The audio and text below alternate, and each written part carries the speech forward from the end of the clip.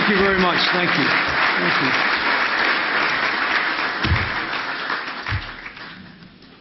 Thank you very much. First, let me thank the organizers of the conference, and especially Duško Knežević. Thank you so much for giving me my chance to come to Montenegro for the first time. For years and years and years, I've been looking at pictures of this beautiful country in travel books. I was tired of looking at the pictures. I wanted to see the real thing, so I thank you.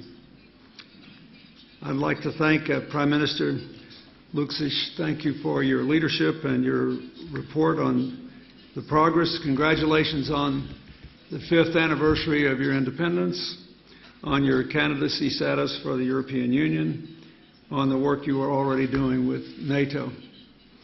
I'd like to thank the new American ambassador for being here. Thank you for joining me. And I'd like to especially acknowledge the presence of all the former leaders of the countries in this region who all served with me.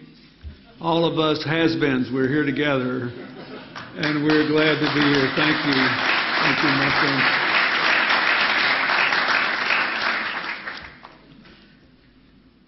In the 1990s, after the end of the Cold War and the breakup of the Soviet Union and the breakup of Yugoslavia,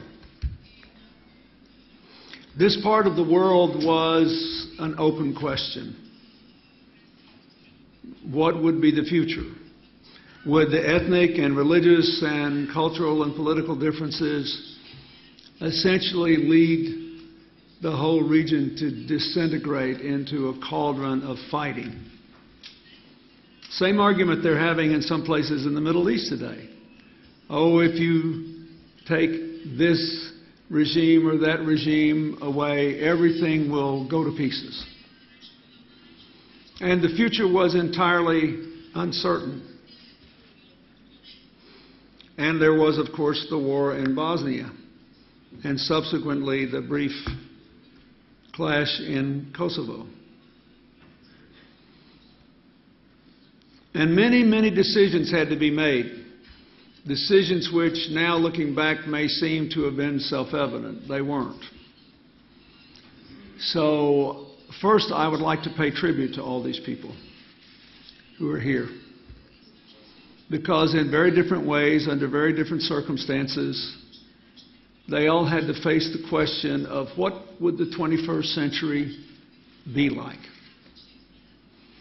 We knew then that the world was growing more interdependent. We knew there was more trade, there was more travel, there was also more terrorism and more trafficking. We knew that borders were being pierced. You could sell goods and services, and you could sell young girls away from their homes and their futures. The question was whether all this interdependence, with borders looking more like nets than walls, would look good or be chaotic.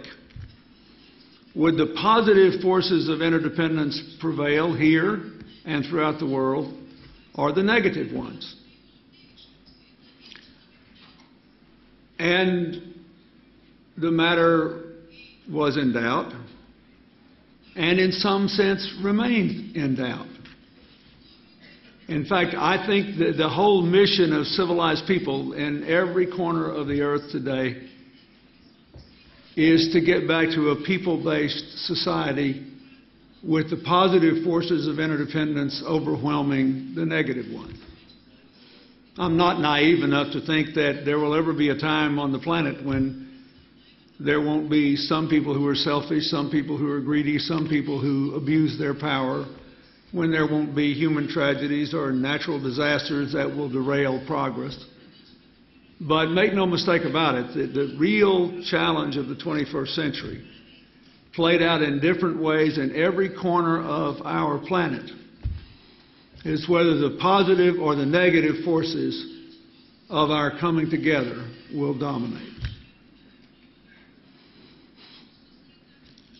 My vision when I became president was that we would try to create a series of global networks in which the United States would play a positive role in building up the positive and reducing the negative forces, the forces of integration as opposed to the forces of disintegration. In Europe, what I hope to see was, for the first time since nation states arose on this continent, a genuinely united continent, united in peace, security, and democracy, with both functioning markets and strong governments to build social solidarity. We also established, or reestablished for the first time in 30 years, a regular network with our Latin American and Caribbean neighbors. We began for the first time ever to have regular meeting of the leaders of the Asia-Pacific region. We tried to create networks through free trade that was genuinely mutually beneficial. We had 300 different trade agreements when I was president, and created the World Trade Organization, and brought China in, and reestablished our friendship with India for the first time in a generation. All around the concept that this conference is using, networking. The whole idea of a network is that people should get together, work together, bring the best ideas, and that we're always doing better when we work together than when we go off on our own. So I would like to begin with that concept of networking. After I left office, we were laughing that at a meeting right before we came in here, my former colleagues and I, that life does not end when you leave office. You know, if you listen to all this fighting that's going on in the Middle East today, Mr. Gaddafi can't imagine what he would do if he didn't get to go up and tell everybody in Libya what to do every day. All these people have found something to do. This is a very important lesson. I started this foundation to try to help on the issues I cared about when I was president, where I could still have an impact as a former president.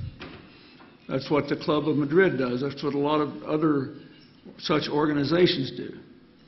I think we should make maximum use of this. I told President Jukanovic we should just take him to the Middle East and parade him around and prove to people that you can actually give up power and look like a big man doing it, even if you're not as tall as he is.